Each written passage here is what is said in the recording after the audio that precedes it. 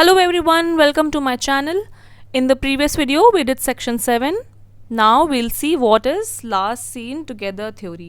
ये भी section 7 का ही पार्ट है. Last seen together means कि ऑफेंस होने से पहले कब विक्टिम और अक्यूज्ड आखिरी बार साथ में दिखे थे.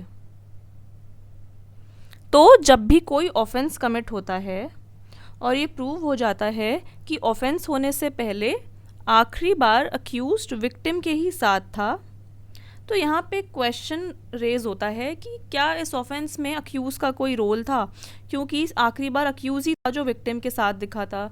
तो यहाँ पे अक्यूज़ को एक्सप्लेन करना पड़ता है कि क्या हुआ था.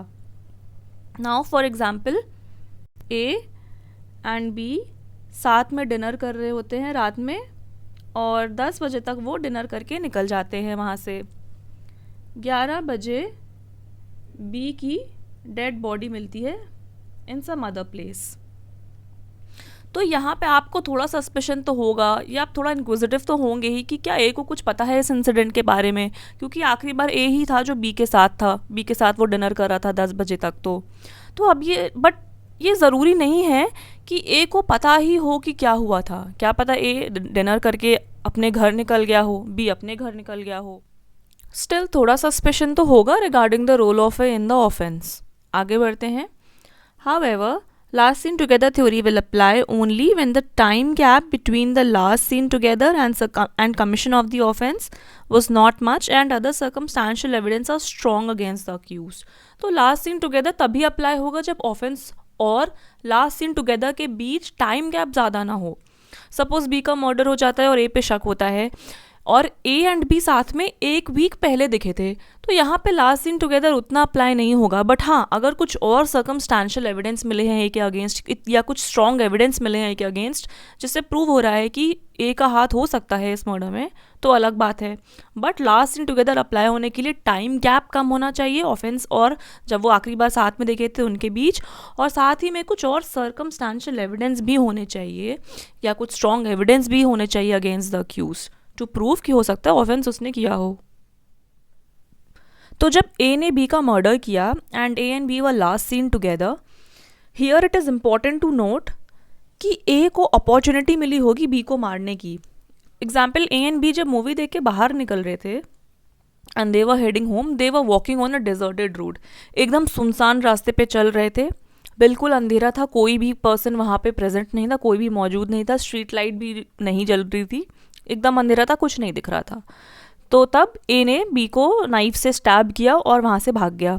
सो here A got an opportunity to kill B. So last seen together theory is related to opportunity. Last seen together theory को एप्लीकेबल होने के लिए ये इंपॉर्टेंट है कि अक्यूज को मौका मिला होगा विक्टिम को मारने का या कोई और ऑफेंस करने का.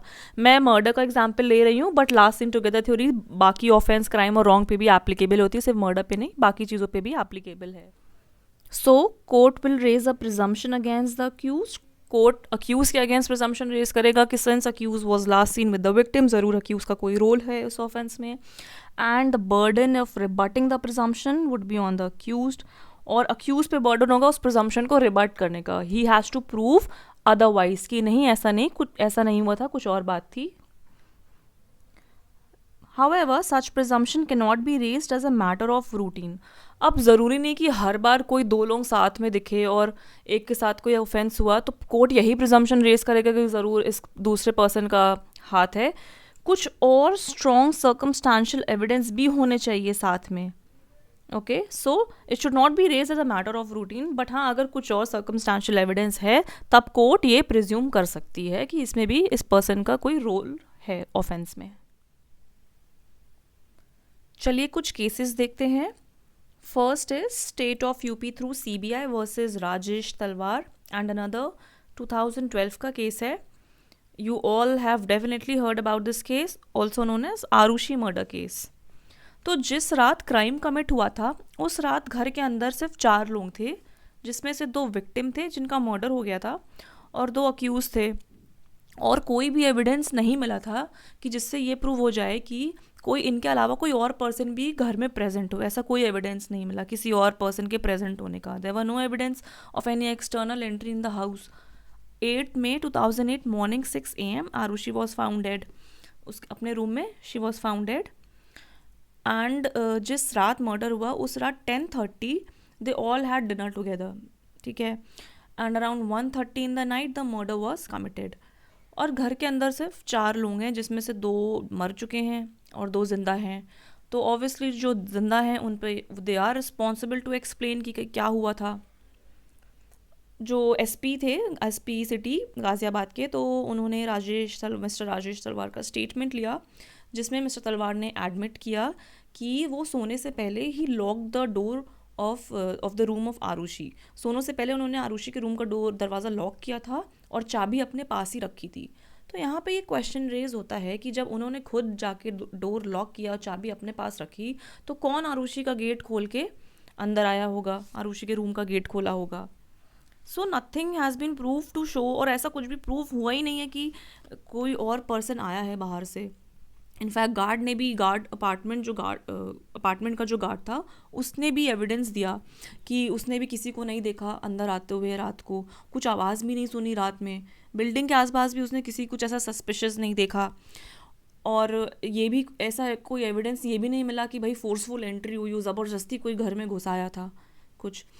तो ऐसे ही कुछ फैक्ट्स है केस में जो अक्यूज के अगेंस्ट हैं काफ़ी. जैसे सुबह जब मेड आई तो मिसेस नुपुर तलवार ने मेड को बोला कि दरवाज़ा बाहर से खोल लो, जबकि उस दिन the door was locked inside. घर के वो अंदर से लॉक था डोर, बिकॉज ऐसा मिसेस तलवार ने बोला केस में कि उन्होंने मेड को चाबी दे रखी थी, क्योंकि जनरली जब मॉर्निंग में मेड आती है तो दे वर स्लीपिंग, तो वो दरवाज़ा खोल के अंदर आ जाती है.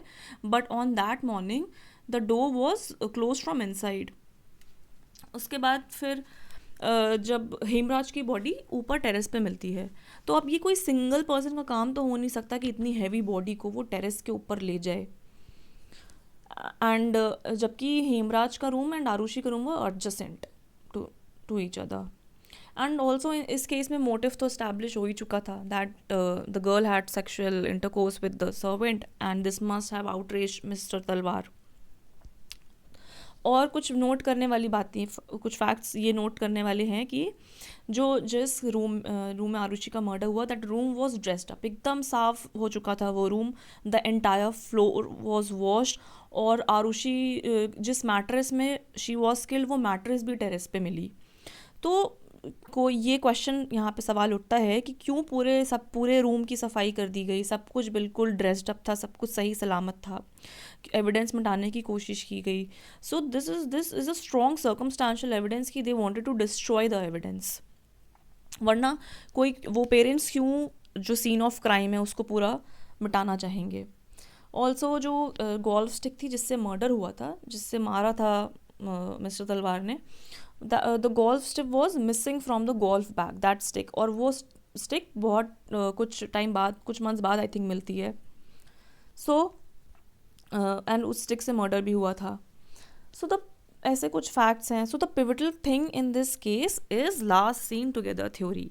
इस केस में court raised a presumption under section 114 कि घर के अंदर 4 लोग हैं जिसमें से 2 मर चुके हैं, 2 वर किल्ड. सो जो जिंदा है दे हैव टू आंसर कि what had happened in the night. Let's see one more case. Deepak Chandrakant Patil versus state of Maharashtra 2006 का केस है, decided by supreme court. In this case there is a person X का भाई होता है Z.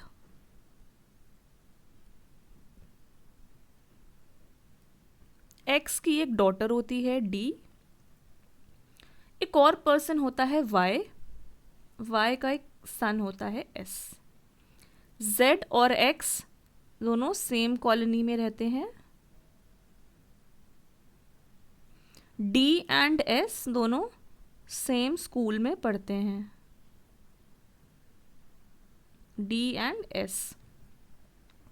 तो एक बार एक स्कूल ट्रिप होती है. उस स्कूल ट्रिप में कोई भी लड़कियां नहीं जा रही होती हैं, बट एक्स की डॉटर डी वो जा रही होती है. तो एक्स डी को स्कूल ड्रॉप करने आता है और वहाँ उस ट्रिप पे जाने के लिए. और वहाँ पे देखता है कि और कोई लड़कियाँ नहीं जा रही हैं उस ट्रिप में, और वो ये भी देखता है कि कोई टीचर्स भी नहीं जा रहे हैं। ये सब देख के वो उसे समझ नहीं आता है, वो काफ़ी गुस्सा हो जाता है और बहुत ही हल्ला गुल्ला मचाने लगता है वहाँ पे कि ये सब क्या है, ये कैसे पॉसिबल है कि कोई भी लड़कियाँ नहीं जा रही, टीचर्स नहीं जा रहे हैं। तो वाई भी वहाँ पे प्रेजेंट होता है, वो ये सब देख रहा होता है, और वाई फिर एक्स को बोलता है कि अरे भाई तुम्हें इतनी प्रॉब्लम है तो तुम मत भेजो अपनी डॉटर को, इतना हल्ला गुल्ला मचाने की क्या ज़रूरत है, इतना तमाशा मत क्रिएट करो। एक्स को ये सब सुन के बहुत ही गुस्सा आ जाता है, गेट्स एजिटेटेड, और वाई को थ्रेटन करता है कि तुम्हारी हिम्मत कैसे हुई मुझसे बात करने की, मैं तो तुम्हें देख लूँगा। नेक्स्ट मॉर्निंग जेड, एक्स का भाई, स्कूल जाता है और वहाँ से वाई का एड्रेस पता करता है। वहाँ से उसका एड्रेस पता करके वो वाई के घर पहुँच जाता है। वाई की एक वाइफ भी होती है, वो भी वहाँ पे प्रेजेंट होती है जब जेड वाई के घर जाता है। जेड बोलता है वाई से कि एक्स ने तुम्हें बुलाया है, ये है एड्रेस, तो चलो तुम मेरे साथ। वाई और जेड साथ में निकल जाते हैं एक्स के घर की तरफ। बट उस रात वाई अपने घर वापस नहीं आता है, तो डब्लू थोड़ी परेशान हो जाती है। वो भी वहाँ, उसने एड्रेस सुना होता है, तो वो भी एक्स के घर पहुँच जाती है और पूछती है। पहले तो घर वो जब पहुँचती है तो वहाँ पे देखती है कि एक्स जेड पे बहुत ही चिल्ला उल्ला रहा होता है, थोड़ा कुछ उनमें बातें हो रही होती हैं, गर्मा गर्मी हो रही होती हैं। तो डब्लू एक्स से पूछती है कि वाई कहाँ गए, मेरा हस्बैंड आया था, वो कहाँ गया। तो एक्स बोलता है कि अरे वो तो निकल गया कब का, वो तो वापस ही चला गया। वाई वापस डब्लू वापस घर आती है। उस टाइम 4 साढ़े 4 बज गए होते हैं, पर फिर भी वाई अभी तक घर नहीं आया होता है वापस, तो वो और भी बहुत she gets worried and she went to the police station. वहाँ जाती है, पुलिस स्टेशन में बताती है, और पुलिस को लेके एक्स के घर पहुँच जाती है। फिर जब एक्स के घर पहुँचती है तो फिर देखती कि जेड वहाँ पे ही होता है, और इनमें कुछ बातें, काफ़ी सीरियस बातें चल रही होती हैं। एक्स काफ़ी चिल्ला रहा होता है उस पर, जब वो पुलिस को देखता है पुलिस आई है। तो पुलिस पूछती है एक्स से कि कहाँ है वाई, डब्लू का हस्बैंड कहाँ गया। तो एक्स बोलता है कि मुझे नहीं पता भाई, एक्स से जेड से पूछो। तो जेड पुलिस पूछती है जेड से क्या हो गया भाई, कहाँ है वाई, वेयर इज़ वाई। तो जेड वहाँ पे कन्फेस करता है कि मैंने वाई को मार डाला है, आई हैड किल्ड वाई, और डेड बॉडी घर के पीछे मैंने छुपा दी है, और वहाँ पे आयरन रॉड है उससे मैंने मार दिया, कन्फेस कर देता है सब कुछ। उसके बाद पुलिस जब जाके देखती है तो डेड बॉडी भी वहाँ मिलती है, आयरन रॉड भी वहाँ पे होते हैं। आयरन रॉड पे पता चलता है उसके फिंगरप्रिंट्स जो होते हैं वो जेड के ही होते हैं, और वाई के हेड पे बहुत सारे फ्रैक्चर्स भी आए होते हैं। तो इससे प्रूव हो जाता है कि जेड ने ही मारा है उसे, वाई को। नाउ इन दिस केस क्या क्या एविडेंस हमें पता चल रहे हैं। फर्स्ट इज मोटिव, ये सेक्शन 8 का पार्ट है, हम सेक्शन 8 में पढ़ेंगे। तो मोटिव यहाँ पे स्टैब्लिश हो जाता है कि जेड को ये सब देख के गुस्सा आ गया होगा कि वाई ने इंसल्ट कर दी मेरे भाई की बहुत ज़्यादा, तो मैं रिवेंज लूँगा इसका।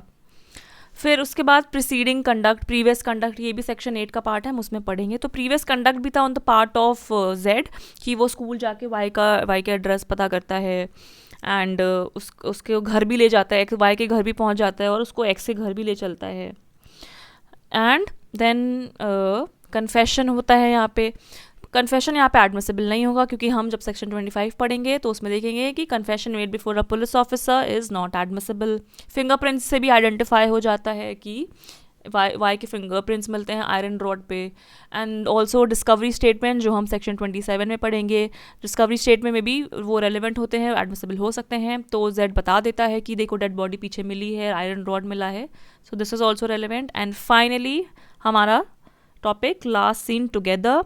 तो जब लास्ट वाई ने एविडेंस दे दिया होता है, वाई के एविडेंस से पता चलता है कि वाई लास्ट टाइम जेड के साथ था, और वो दोनों साथ में निकले थे, और उसके बाद से वो गायब है। So this proves here a last scene theory together. So with this we are done with section 7 and last scene together theory. In the next video we'll start with section 8. Thank you.